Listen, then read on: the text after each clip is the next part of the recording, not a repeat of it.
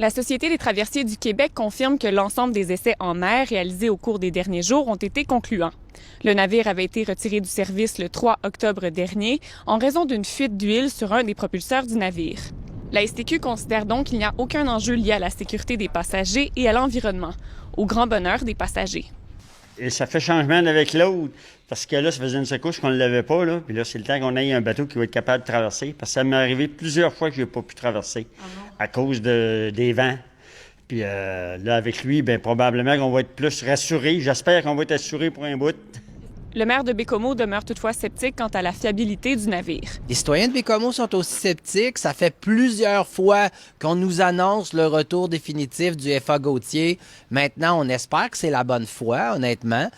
J'espère que la Société des traversiers du Québec, qui a annoncé que tout était maintenant revenu à l'ordre, a fait vraiment les analyses nécessaires pour s'assurer un lien permanent solide. Contrairement au maire de Baie-Comeau, le maire de Matane, Eddy Métivier, croit plutôt qu'il faut demeurer optimiste et tourner la page sur les multiples bris.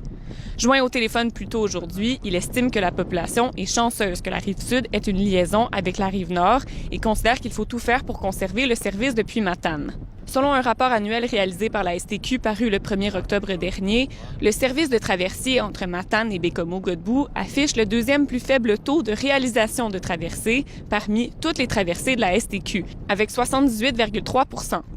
Le bateau a traversé 850 fois et le service a été annulé 298 fois en 2020-2021. Certaines annulations sont toutefois dues aux conditions météorologiques. La STQ doit tout de même poursuivre la compilation et l'analyse de données pour pondre un diagnostic final qui sera rendu public au début du mois de décembre, afin de déterminer si d'autres ajustements seront nécessaires. Ici Chanel Guérin, Radio-Canada, au quai de Matane. Ici Est du Québec.